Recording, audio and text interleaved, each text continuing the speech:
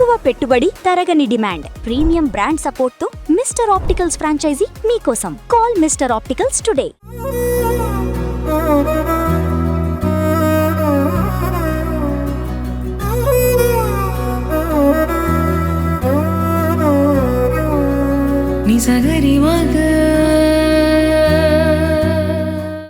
సినిమాలో అయితే జడ్జి స్థానంలో కూర్చున్నాను, ఇక్కడ బోన్లో నిలబడినట్టుంది.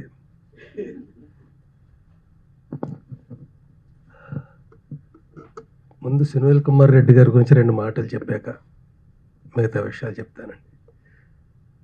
ఇంత గొప్ప దర్శకుడుని ఇంత ఆలస్యంగా గుర్తించడానికి అవమానంగా ఉంది నాకు. నేను ఆలస్యంగా గుర్తించినందుకు కాదు, నన్ను ఆయన గుర్తిస్తూనే ప్రతి సినిమాలోనూ గొప్ప పాత్రలు ఇస్తున్నాడు. అనేక అవార్డులు కూడా వస్తున్నాయి నాకు. చాలా ఛాలెంజింగ్ సినిమాలు చేశాం. మరి మిగతా సినిమా పరిశ్రమ గుర్తించడం గురించి అంటున్నాను. నేను చాలా మల్టీ టాలెంటెడ్. దానికి పునాది ఆయన జర్నలిస్ట్ కావడం, సిన్సియర్ జర్నలిస్ట్ కావడం.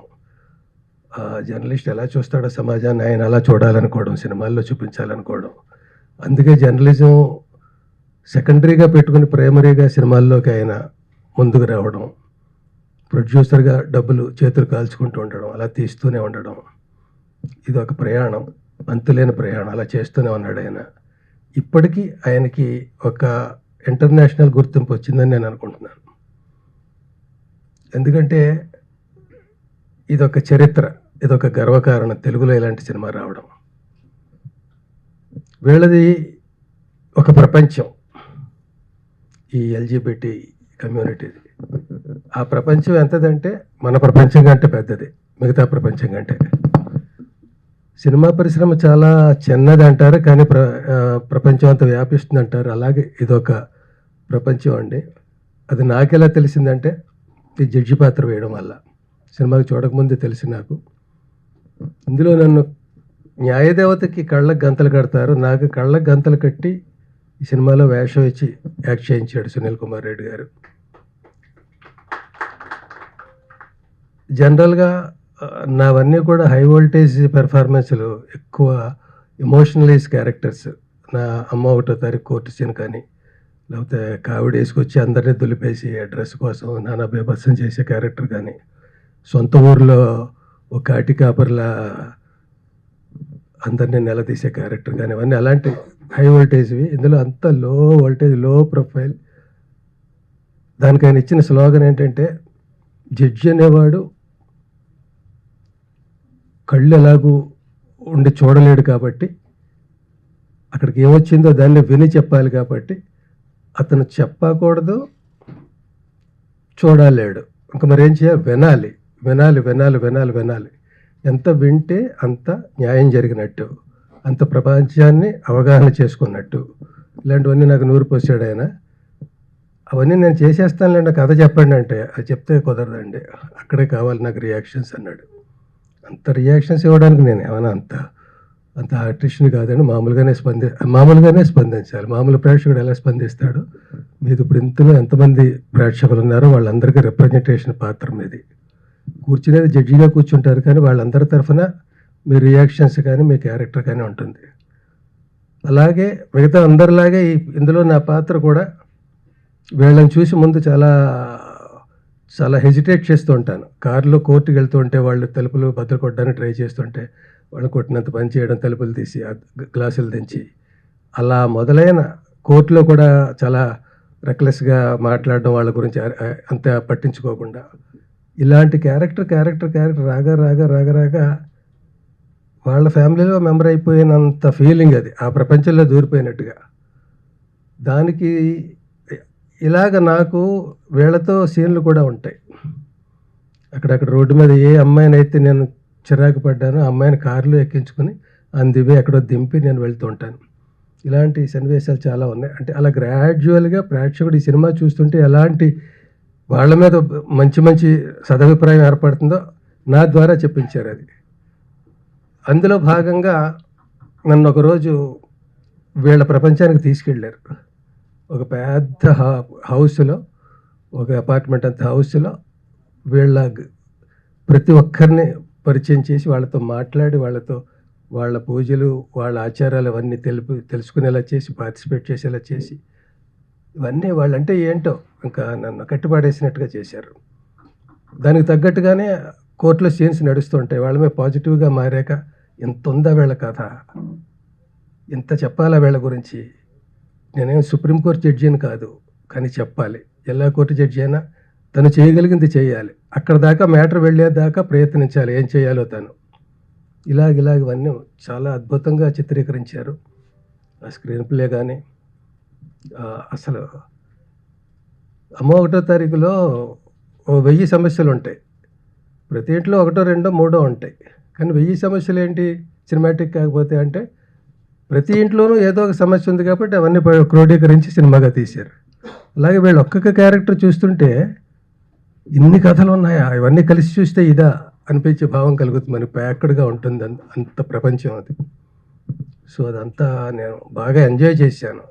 నేను ఏం డైలాగ్ చెప్పాలి, నాకు ఈ వేషం చిన్నదా పెద్దదా అది కాదు, నేను ట్రావెల్ చేశాను దీంతో.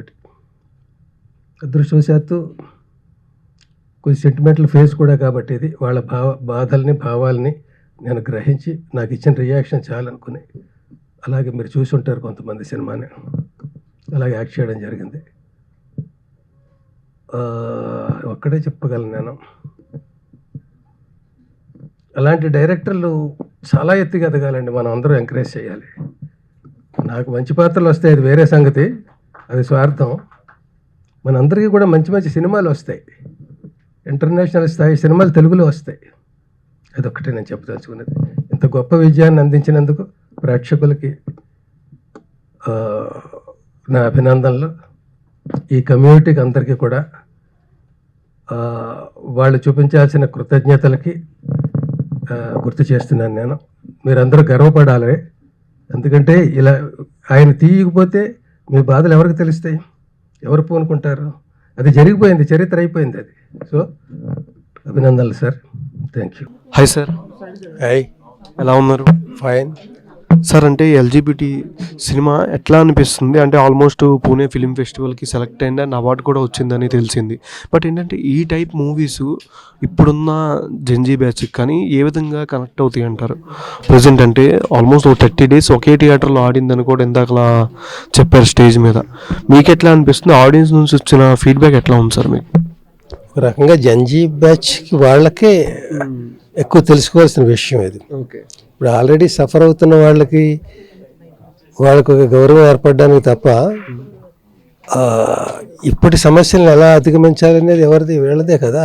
జెన్జీ బ్యాచ్ వాళ్ళని పేరెంట్స్ పట్ల వాళ్ళు ఎలా బిహేవ్ చేయాలి, సమాజం ఎలా ట్రీట్ చేయాలి వాళ్ళని, ఇవన్నీ జెన్జీ బ్యాచ్ తోటి మొదలవ్వాలి.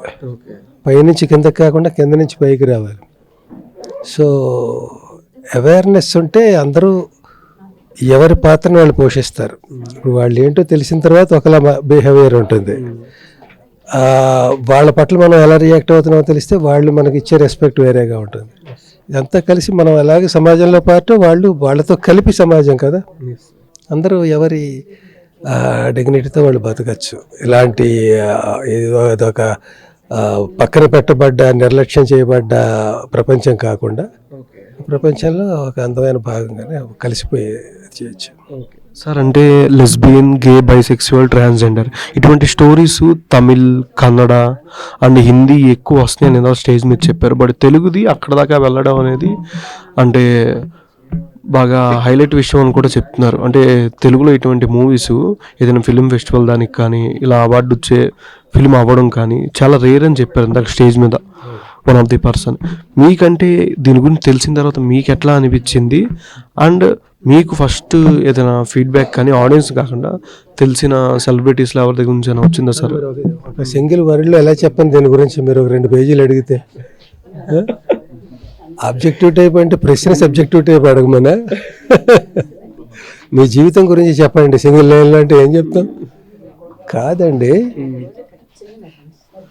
ఇప్పుడు క్యారెక్టర్స్ వచ్చాయి సినిమాల్లో, టోటల్ అంతా ఈ ప్రపంచం గురించి వచ్చిందా సబ్జెక్టు? వీళ్ళ కథే సినిమాగా వచ్చిందా? మిగతా భాషల్లో వచ్చి ఉండొచ్చు, తెలుగులో వచ్చిందా? ఒక క్యారెక్టర్ ప్రధాన పాత్ర, పక్క పాత్ర, కామెడీయో ఇంకోటో ఏదో అలా వచ్చాయి తప్ప అసలు ఏంటి వీళ్ళ ప్రపంచం ఏంటి, వాళ్ళ రూట్స్ ఏంటి, వాళ్ళ ప్రస్తుతం వాళ్ళ మనుగడ ఏంటి, ఇవన్నీ వచ్చాయి. అంత డీటెయిల్డ్గా రాలేదు కదా. ఇందులో ఒకే పాత్ర ద్వారా అవన్నీ రాకపోయినా ఈ పాత్రలు అన్నీ కలిపితే వాళ్ళ జీవితం ఎక్కడ మొదలై ఎక్కడ ప్రస్తుతం ఏ స్థితిలో ఉంది, ఎలా ఉండాలి, ఇవన్నీ కలిసి సమప్ కదా ఇది. అంతే, అందుకనే ఫుల్ ఫ్లెడ్జెడ్ సినిమా ఇది.